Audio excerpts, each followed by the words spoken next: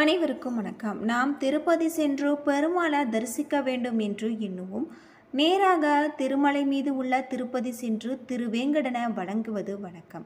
ஆனால் எம்பெருமானை வணங்கும் முன்பு நாம் தரிசிக்க வேண்டிய கடவுளை வணங்கிய பின்பு திருமாலை வணங்கும் முறையை ராமானுஜர் வகுத்திருக்காரு. நாம் திருப்பதி ஏழுமலையானை எப்படி தரிசிக்க வேண்டும், எப்படி வழிபட்டால் நமக்கு நன்மைகள் ஏற்படும் அப்படிங்கிறத பற்றி முழுமையாக தெரிஞ்சுக்கலாம். இந்த வீடியோ ரொம்பவே பயனுள்ளதாக இருக்கும். அதனால் வீடியோவை கடைசி வரைக்கும் ஸ்கிப் பண்ணாமல் பாருங்கள். இது வரைக்கும் நம்ம சேனலை நீங்கள் இன்னும் சப்ஸ்கிரைப் பண்ணலைன்னா மறக்காமல் சப்ஸ்கிரைப் பண்ணிவிடுங்க. வாங்க வீடியோக்குள்ளே போகலாம். பொதுவாக நாம் திருப்பதிக்கு சென்றவுடன் கீழ் திருப்பதியில் உள்ள கோவிந்தராஜ பெருமானை வணங்க வேண்டும். பின்னர் அலமேல் மங்காபுரம் சென்று பத்மாவதி தாயாரை தரிசித்து அருள் பெற வேண்டும். பின்னர் திருமலையின் மீது வராக தீர்த்த கரையில் வீற்றிருக்கக்கூடிய வராக மூர்த்தியை மனமுருகி தரிசிக்க வேண்டும். அதன் பின்னர் தான் மலையப்ப சுவாமியான திருப்பதி ஏழுமலையான நாம் தரிசனம் செய்ய வேண்டும். இந்த வழிமுறையை ராமானுஜர் காலத்தில் இருந்து அவரால் தொடங்கப்பட்டு இன்றளவுமே கடைபிடிக்கப்பட்டு வரக்கூடிய ஒரு நிகழ்வாக தான் இருக்குது அப்படின்னு சொல்லலாம். இந்த வழிபாட்டு முறையை பின்பற்றினால் நம்ம ஏழுமலையானின் முழு அருளை நமக்கு கிடைக்கும் அப்படின்னு சொல்லப்படுது. மனிதர்களாக நாம் வாழும் இந்த வாழ்க்கை காலம் முழுவதுமே பல விதமான இன்ப துன்ப அனுபவங்களை பெறுகிறோம். இதில் பெரும்பாலானோருக்கு பிரதான பிரச்சனையாக இருப்பது பொருளாதார நிலை பற்றி தான். அந்த பொருளாதார நிலை உயர என்னதான் ஒருவர் கடினமாக உழைத்தாலும் இறைவனின் அருள் ஒருவருக்கு அவசியமான ஒன்றாக சொல்லப்படுது. அந்த வகையில் நம் நாட்டின் பெரும்பாலான மக்கள் தங்கள் பொருள் செல்வ நிலை உயர வழிபடும் செல்வது கலியுக கடவுளான திருமலை திருப்பதி ஏழுமலையான். அப்படி அந்த ஏழுமலையானே சரியான முறையில் வழிபட்டு சிறந்த பலன்களை பெற சில வழிமுறைகள் இருக்குது அப்படின்னே சொல்லப்படுது. இன்று எல்லோருமே இருக்கும் அவசர தன்மை காரணமாக திருப்பதி பெருமாளை தரிசிக்கும் பக்தர்கள் பெரும்பாலானோர் நேராக திருமலைக்கு சென்று பெருமாளை மட்டும் வணங்கி திரும்புகின்றோம். அந்த வெங்கடாஜலபதியின் முழுமையான அருளை பெற நாம் முதலில் அந்த வெங்கடேஸ்வரின் மனதில் நின்றிருக்கும் வீற்றிருக்கக்கூடிய நாயகியாக பத்மாவதி தாயாரை நாம் வழிபட வேண்டும். முதல்ல அந்த தாயார் வீற்றிருக்கக்கூடிய திருச்சானூர் கோவிலுக்கு சென்று உங்கள் வாழ்க்கையின் பொருளாதார நிலை உயர அந்த பத்மாவதி தாயாரை மனதார வேண்டிக் கொள்ள வேண்டும். இப்படி இந்த பத்மாவதி தாயாரிடம் வேண்டும் பக்தர்களின் கோரிக்கைகளை பூர்த்தி செய்யுமாறு தன் பதியான வெங்கடேஸ்வரனின் பத்மாவதி தாயார் சிபாரிசு செய்வதாக ஐதீகம். பிறகு அன்றைய தினமே அல்லது அதற்கு மறுதினமே திருமலை மீது விற்றிருக்கக்கூடிய ஏழுமலையான தரிசிக்க பாத யாத்திரையாக செல்வது சிறந்த பலன்களை நமக்கு கொடுக்கும். அப்படி நடந்து மலை ஏற முடியாதவர்கள் வாகனம் மூலமாகவும் மலைக்கு செல்லலாம். இந்த புனிதமான திருமலைகளை கடந்து திருமலை வந்து பின்பு முதலில் அந்த ஏழுமலையான் இங்கு கோவில் கொள்ள அனுமதித்த அந்த சொந்தக்காரரான ஸ்ரீ ஆதி வராகர் சாமியை நாம் புஷ்கரணியில் நீராடி பின்னர் வராக சுவாமியை வழிபட வேண்டும். அதற்கு பிறகு திருமலையில் கோவில் கொண்டிருக்கக்கூடிய சீனிவாசனை தரிசிக்க வேண்டும். இப்படி அந்த வெங்கடேஸ்வரரை தரிசிக்கும் போது அவருக்கு உரிய மந்திரம் தெரிந்தால் அதனை சிறமுறை ஜெபித்து பின்பு உங்களின் கோரிக்கையோ அல்லது விருப்பத்தையோ அவரிடம் மனமுருகி பிரார்த்தனை செய்து நாம் தெரிவிக்க வேண்டும்.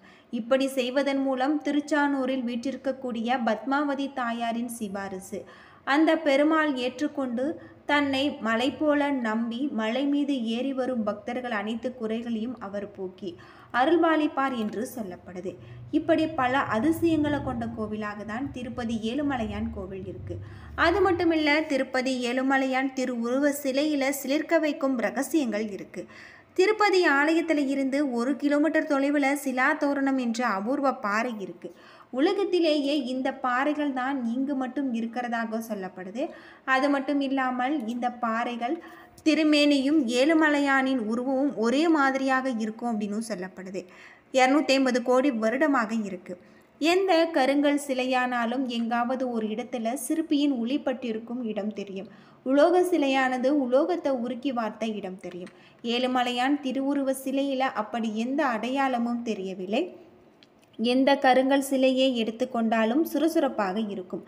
ஆனால் ஏழுமலையான் திருமேனியில் நுணுக்க வேலைப்பாடுகள் எல்லாமே மெருகு போடப்பட்டது போல இருக்கின்றது. ஏழுமலையான் விக்கிரகத்தில் நெற்றி சுட்டி, காதணிகள், புருவங்கள், நாகாபரணங்கள் எல்லாமே நகைக்கே பாலிஷ் போட்டது போல பளபளப்பாக இருக்குது அப்படின்னு சொல்லப்படுது.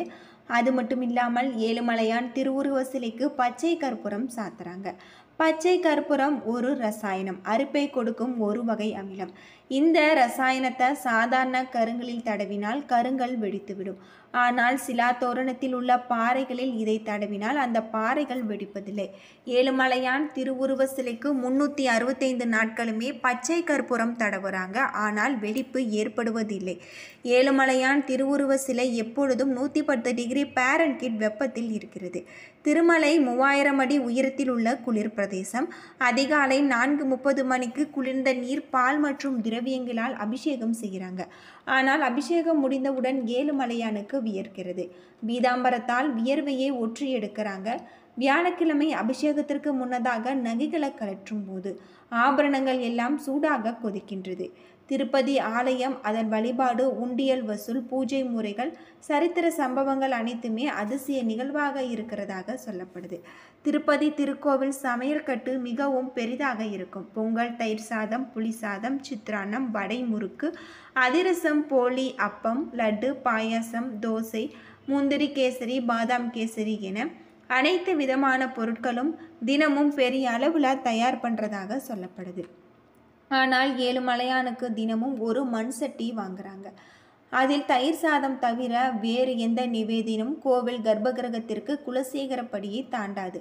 வைரம், வைடூரியம், தங்க பாத்திரங்கள் எதுவும் குலசேகரப்படியை தாண்டி செல்லாது. ஆண்டவனுக்கு நைவேத்தியம் செய்யப்பட்ட எச்சில் மண் சட்டியும் தயிர் சாதமும் ஒரு பக்தனுக்கு கிடைக்கப்பெற்றால் அது மிகப்பெரிய பாக்கியம். ஏழுமலையான் உடை 21 முழ நீளமும் 60 கிலோ எடையும் கொண்ட புடவை, பட்டு, பீதாம்பரம். இந்த ஆடையை நம்ம கடையில் வாங்க முடியாது. திருப்பதி தேவஸ்தான அலுவலகத்தில் 12,500 ரூபாய் செலுத்த வேண்டும். வாரத்தில் ஒரு முறை வெள்ளிக்கிழமையன்று மட்டுமே வஸ்திரம் சாத்துறாங்க. இது மேல் சாஸ்து வஸ்திரம். பணம் செலுத்திய பிறகு வஸ்திரம் சாத்துவதற்கு 3 வருடங்கள் நாம் காத்திருக்க வேண்டும். உள் சாஸ்து வஸ்திரம் ஒரு செட்டு 20,000 ரூபாய். ஒவ்வொரு வெள்ளிக்கிழமையும் 15 வஸ்திரங்கள் சாத்துவதற்காக. அது மட்டும் இல்லாமல் பணம் செலுத்திய பிறகு வஸ்திரம் சாத்துவதற்கு நாம் 10 வருடங்கள் காத்திருக்க வேண்டும். சீனாவில் இருந்து சீன சூடம், அகில், சந்தனம், தக்கோலம், லவங்கம், குங்குமம் போன்ற வாசனை பொருட்கள் ஏழுமலையான் திருக்கோவிலுக்காக அனுப்பி வைக்கப்படுறதாக சொல்லப்படுது. ஏழுமலையானின் நகைகளின் மதிப்பு 1000 கோடி. இவருடைய நகைகளை வைத்துக்கொள்ள இடமும் இல்லை, சாத்துவதற்கு நேரமும் இல்லை. ஆனால் ஆண்டிற்கு ஒரு முறை உபரியாக உள்ள நகைகளை செய்தித்தாள்களில் விளம்பரப்படுத்தி ஏலம் விடுவாங்க. ஏழுமலையானின் சால கிராம தங்க மாலை 12 கிலோ எடை. இதனை சாத்துவதற்கு 3 அர்ச்சகர்கள் தேவை. சூரிய கடாரி 5 கிலோ எடை. பாத கவசம் 375 கிலோ. கோவிலில் இருக்கக்கூடிய ஒற்றைக்கல் நீளம் உலகில் யாரிடமும் கிடையாது. இதன் மதிப்பு 1000 கோடி. பக்தர்கள் சமர்ப்பிக்கும் வஸ்திரங்கள் தவிர அரசாங்கம் சமர்ப்பிக்கும் சீர் வஸ்திரங்கள் ஆண்டுக்கு 2 முறை சாத்தப்படுது. ஏழுமலை ஆண்டவனுக்கு அபிஷேகம் செய்ய இன்று கட்டணம் செலுத்தினால் 3 ஆண்டுகள் நாம் காத்திருக்க வேண்டும். அது மட்டும் இல்லாமல் அபிஷேகத்திற்காக ஸ்பெயினில் இருந்து குங்குமப்பூ, நேபாளத்திலிருந்து கஸ்தூரி, பாரிஸ் நகரத்தில் இருந்து வாசனை திரவியங்கள் முதலிய விலை உயர்ந்த பொருட்கள் வரவழைக்கப்பட்டு தங்க தாம்பாளத்தில் சந்தனத்தோடு கரைக்கப்படும். 51 வட்டில் பால் அபிஷேகம் செய்யப்படுகிறது. பிறகு கஸ்தூரி சாத்தி புனுகு தடவப்படும். காலை 4:30 மணி முதல் 5:30 மணி வரை அபிஷேகம் நடைபெறும். அபிஷேகத்திற்காக சுமார் 1 லட்சம் ரூபாய் செலவாகும் அப்படின்னு சொல்லப்படுது. இப்படி பல்வேறு அதிசயங்களை கொண்ட கோவிலாக திருப்பதி ஏழுமலையான் கோவில் இருக்குது. திருப்பதி ஓவியங்கள் 3000 ஆண்டுகள் பழமையானவை. ஏழுமலையானுக்கு வெள்ளிக்கிழமைகளில் வில்வ இலை அர்ச்சனை செய்யப்படும். இது தவிர மார்கழி மாத அர்ச்சனைக்கு வில்வம் உபயோகப்படுத்துறதாக சொல்லப்படுது. ஏன்னா நண்பர்களே, இந்த வீடியோ உங்களுக்கு பயனுள்ள தகவலை தந்திருக்கும்னு நினைக்கிறேன். வீடியோ பிடிச்சிருந்தால் லைக் பண்ணுங்கள், ஷேர் பண்ணுங்கள், கமெண்ட் பண்ணுங்கள். இது போல தகவலை தெரிஞ்சிக்க நம்ம சேனலை மறக்காமல் சப்ஸ்கிரைப் பண்ணுங்கள். நன்றி நண்பர்களே.